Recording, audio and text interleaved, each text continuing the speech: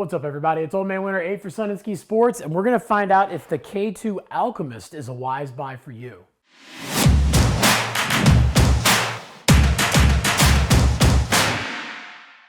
So the Alchemist is one of the most technical boards that K2 has ever had in their lineup. It is offered in unisex sizing, and obviously right off the bat you can see it is a directional shape. We've got that longer nose, we've got that little bit shorter tail with a slight swallow in it.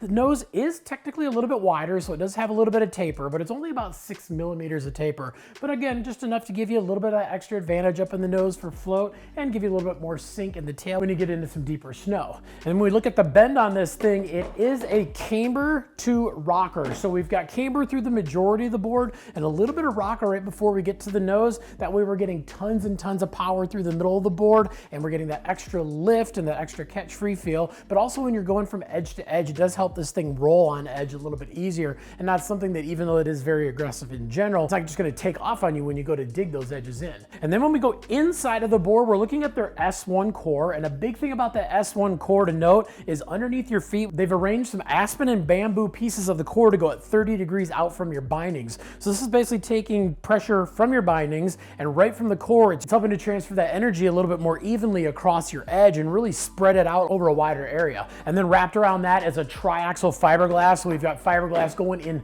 3 different directions, so we're getting something that's going to be nice and snappy and very, very lively from edge to edge. And then, as if that wasn't enough, it also has their Spectral braid, which is pretty cool. It's something where they've taken the carbon, which is usually at a 45-degree angle, and you do see that in a lot of boards, but as it gets towards the middle, that 45-degree angle and that cross-section carbon, it mellows out and it actually straightens out and kind of bows across the middle of the board and then goes back into that 45-degree in the tail. And why that's important is that when you go at that 45-degree angle in the nose and the tail, it's giving it a lot sturdier feel in that area. But as they mellow it up and that carbon goes a little bit more towards the tip and tail of the board through the middle, that's actually softening the board in between your feet. So you're getting extra power, extra stability, and you're even getting a little bit more float in those sturdy tips. But in the middle of the board, that really helps soften the board up a little bit torsionally in between your feet to make it a little bit more predictable feeling. It really is kind of the ultimate way to take that carbon and run it through the board and get the energy going across the board exactly where you need it, but also along the length of the board where you need it. So you do get power in and out of your turns, but you also get that stability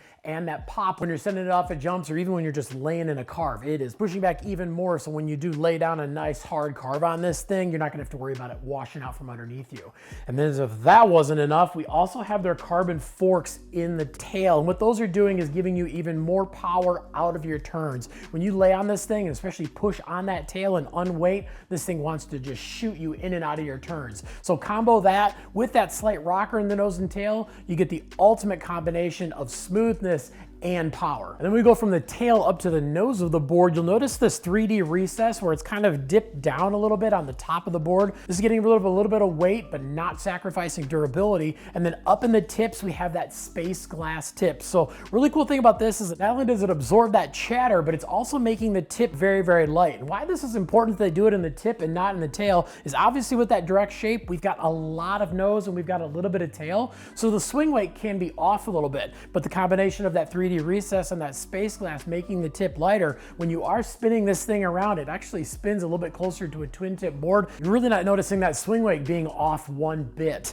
Then we look at the top sheet on this thing. It has their snowphobic top sheet. When you feel it, it has just a little bit of a texture, but that's actually there to help keep the snow from sticking to it. And we flip around to the bottom, we have their wax infused 4001 sintered base.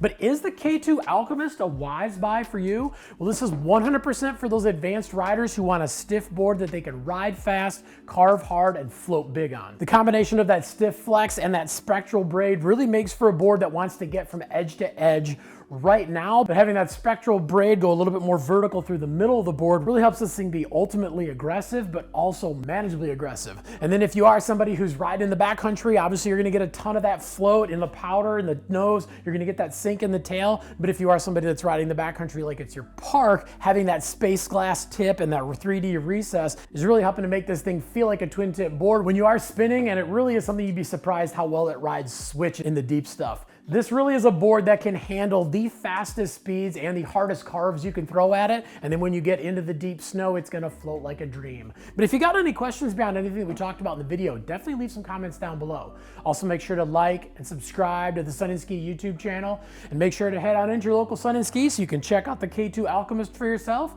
But if you don't have one nearby, no problem. You can always look them up at sunandski.com.